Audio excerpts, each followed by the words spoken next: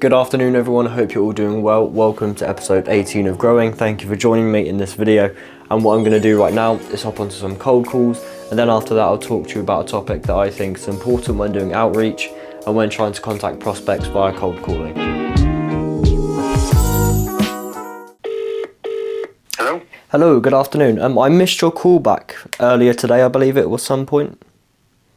Yes, I missed your call the day before. My name's... Oh yeah, perfect. You do websites, is that right? That's correct. Perfect. So essentially the reason for the call yesterday is that we did actually have an offer prepared for you.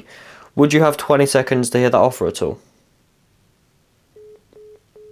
So that person very clearly wasn't interested in what we had to sell, but what I'm going to do now is continue with the cold calls, try and get more people interested and try and book some calls and some meetings if I can.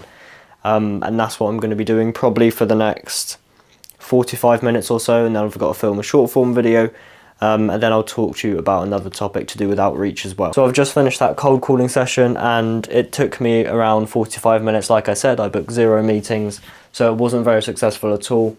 But what I'm going to do later on this evening is email outreach, Instagram outreach, and try more written methods of outreach. What I'm going to talk to you about in a second is why allowing the prospect to see that you don't know them on a cold call can actually be a benefit. There's a lot of people out there that say, you know, you should make them feel like you're a friend, and like when you call them up that you're their friend and they know you. Oh yeah, and that potential client should be contacting me tomorrow. In my last video we talked about the potential client that we might be working together with a software company and things like that. It seems pretty exciting, but it seems that he's blocked me on email, so I'm not too sure if it's going to go ahead. But tomorrow I'll get the final decision, so I'll let you know later on. But anyway, back to the whole cold calling outreach thing. So picture the scene. You're on a cold call.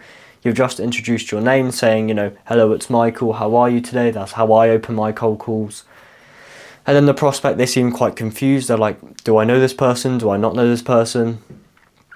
And so here there'll be a lot of experts and people online that will say, you know, you should make them feel like they probably know you and that you're their friend.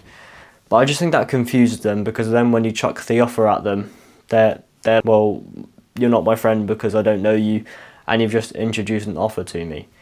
And that's what I think at the moment. Maybe that opinion will change with time after I do more cold calls, but my current experience is that people are a bit more warm and open up a bit more to you when you say that you don't know them. So I've actually introduced that as part of my script now. So when I open the cold call, I'll say good afternoon or good morning, it's Michael here, how are you?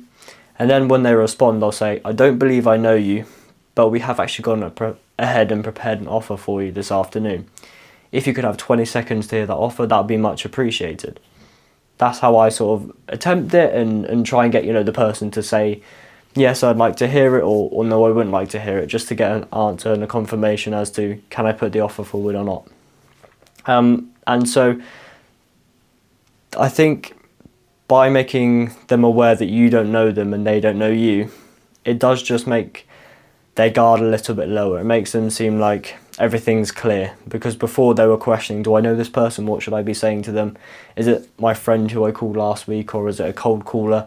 So they don't really know how to approach it. So if you're clear with them, and if you come through with a thought that, you know, makes sure and clears the water that you don't know them, you never talked to them before, but you're looking to help them out, then maybe that can help.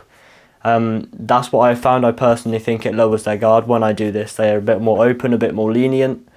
Maybe it will work for you. Maybe it will work better to actually act like a friend and seem like their friend, if that's what works for you. But just from my personal experience, I haven't found that to be the case. It's just been making sure that everything is clear. You're there to help them, offer them something. Do they want to hear the offer? Could they take 20 seconds to hear the offer? That's personally what I've done, and that's what I'd recommend that maybe you do and try, and then try another method, see if that works. But I think the main thing about outreach is it's all about testing different things. Same with email copy, same with Instagram DMs. It's all about just testing what scripts work, how does your tone affect things if you're on a cold call, what opening lines work on Instagram DMs or emails or anything like that. So it's just all about testing and seeing what works, what doesn't work, and improving what works as well. That's a really key point. And so my whole cold calling script basically goes as follows. So I'll pick up the phone, you saw it earlier in the video when I made one, but it's just good afternoon, it's Michael here, how are you? And then from there what I'll do is I'll say, after they say yes I'm good or I'm doing well today, how are you? I'll say yes I'm good, thank you. I don't believe we know each other, but I was looking to put forward the offer that we've prepared for you this afternoon. If you could take 20 seconds to hear that offer, that'd be much appreciated. And then I'll either say yes or no, and if they say yes, then I'll give them the offer that we're currently running at the agency, which we currently have 0 clients, which I just want to get there. I really want to improve it and really make it the best company it possibly can be. It's what I'm super passionate about, it's what I talk about all the time on here.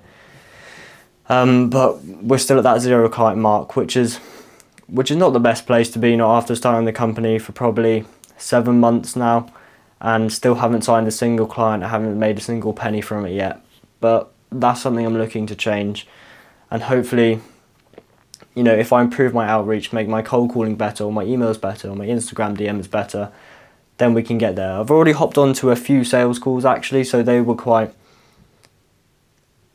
my eyes a bit as to what it's actually like, because I've never really done a proper sales call before, and so it showed me what a proper sales call should be, how it should be structured, and what people are most likely to ask, and how they're going to be intrigued by me saying a certain thing.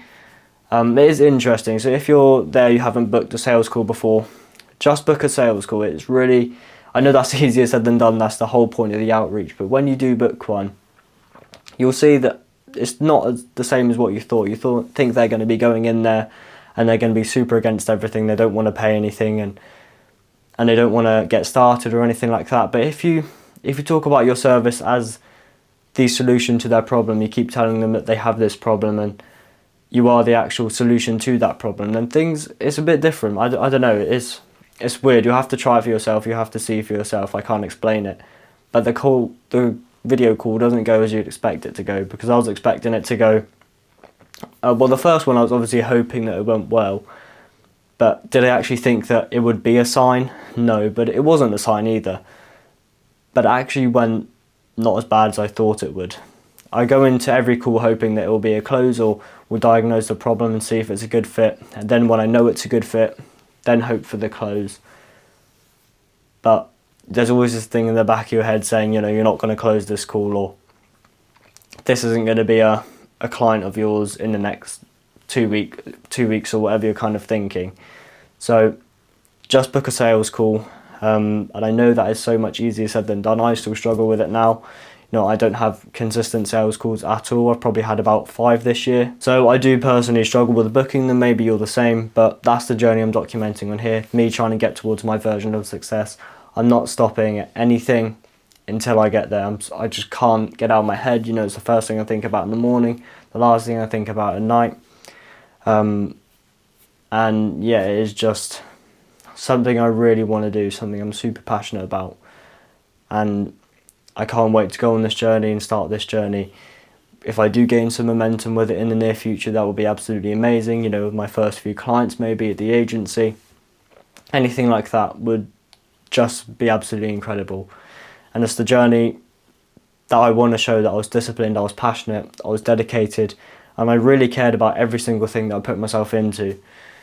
And I think you should be the same. If you're going to do something, if you're going to start anything, be passionate about it, actually care about it. Don't do it just because you feel like you have to, or because it's something that you're not really that passionate about. Whatever you're starting, whatever you're going to get involved in, make sure you care about it, you're passionate about it, and you're determined in achieving the outcome that you want from it. And stop at nothing to get there, That's what I'm trying to do. And that's why I have the late nights, the early mornings, and all this kind of stuff. And so, yeah, that's just my message out there to you. I really hope that you succeed in whatever you're trying to do. But as far as email outreach goes, I said that I was going to be emailing companies from America, and I started that last night. So last night was the first time I've emailed American companies. I haven't had any responses yet, but hopefully with a bit more volume, with a bit more time, I'll be achieving some more people coming through and maybe booking some calls and trying to get into the US market, as I've never tried that before. I've only done the UK and trying to book companies in the UK, but if I go to the US, is it any different? I'm not too sure. And that's why I'm trying it. You know, it's all about trying, seeing what works, improving on that, building on it, making it the foundation, and then learning from it. And I know this video has been a lot about outreach, and that's kind of my main aim. At the moment, I need to do a lot of outreach, you know, to try and gain these clients, try and get the most clients that I possibly can interested, and then hopefully turn those into proper clients at the end. But for now, you know, it's just getting the first client. I think is always going to be the hardest thing. That's definitely proven for me. You know, it's taken 7 months so far. I still don't have a client. And maybe you've been doing this for years and you still don't have a client, but just keep going. You never know when it's going to work. Just keep going, because the second you quit is the second you fail. Just remember that, and that's the one thing that I think about, you know, not that I ever think about quitting, but it's just super ingrained in me to keep trying, keep going. And yeah, like I said, I just can't get it out of my head. It's the one thing I'm super passionate about, I'm super keen about achieving. And yeah, I hope that you enjoy watching the journey. I hope that you enjoy being a part of it all. And maybe you want to start your own journey. My biggest piece of advice to you, that if you're thinking about starting your own journey, is to just do it. Just get out there, just start making videos, or just start building that business, starting that Instagram account, whatever your version of your journey looks like for you. Just start it. You never know where it might take you. Because during that journey you might meet someone, or you might do something that you never thought you'd do, and then that thing led to another good thing, that good thing led to another good thing. And all that kind of idea, you know. So it's not because you start this journey, that's the one thing that you're always going to do. Maybe that's your aim, maybe that's not your aim. But if there's something you think you should be doing, and you know it's right for you, just do it, because it can lead to many other different things. And maybe that's your goal as well. But either way, no matter what your goal is, it's really important that you keep your dreams alive, you go for them, and that no matter what, your goals are something that you can see and you can see yourself doing in the future. Because I hope that I'm disciplined, I hope that I have a lot of passion towards my goals, and that's something I try to put into practice every single day. Every single time I film these videos, I just can't wait to start filming them, editing them. Even though it might be late and I'm editing a video, even though it might be taking a whole day like the last video, or whole 12 hours to upload the last video. You know, it's still just something I'm super passionate about. I really enjoy making these videos, and I enjoy sharing, documenting my journey and making it a part of my life. And so if you feel the same, if you want to do something like it, don't let anything hold you back. Don't let people, what they say, or fitness or business or school or anything like homework, don't let that hold you back. Just go for it. You never know where it might take you. And with all that being said, I'm going to end the video there. So thank you very much for watching. Remember to take it one step at a time, and I'll catch you in the next one.